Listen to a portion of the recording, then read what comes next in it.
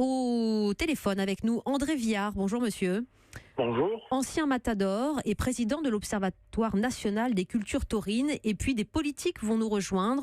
Certains veulent faire évoluer la loi, d'autres sont des pro-corrida aussi. Et on va comprendre ce qui les anime. Selon un dernier sondage, 74% des Français se prononcent pour l'interdiction pure et simple de la corrida. André Viard, je m'adresse à l'ancien matador. Vous comprenez aujourd'hui cette exaspération de certains Français liée à la sensibilité animale et à ces images qu'on ne peut plus supporter aujourd'hui en 2018. 75% de Français qui se prononcent en faveur de l'interdiction, cela veut dire que 25% se prononcent en faveur de la continuation de cette culture.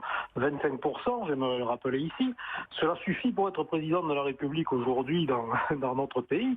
Et donc il faut relativiser ces chiffres qui sont, à mon avis, complètement artificiels et qui ne reflètent absolument pas la réalité de notre situation. Il y a en France une immense majorité de gens qui sont indifférents sur le sujet de la corrida. Alors pour ça, je voulais vous dire le contraire, André Viard. C'est-à-dire que la corrida, on est pour et contre. Je vois pas comment on peut être mitigé, sauf si c'est étonnant quand même. Est-ce qu'il y a vraiment des gens sans opinion sur le sujet ?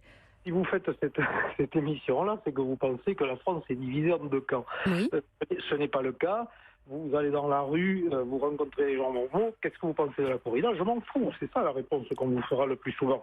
Après, que vous relayez ça au problème, au questionnement du bien-être animal, c'est parfaitement légitime. Et on est en train de voir, c'est l'actualité, que tous les mouvements qui militent pour le bien-être animal sont actuellement remis en question par l'ensemble de la presse et par une grande partie de la société. Ça veut dire quoi ? Ça veut dire tout simplement qu'on a compris qu'il y a une idéologie antispéciste qui veut imposer un modèle de société dont personne ne veut.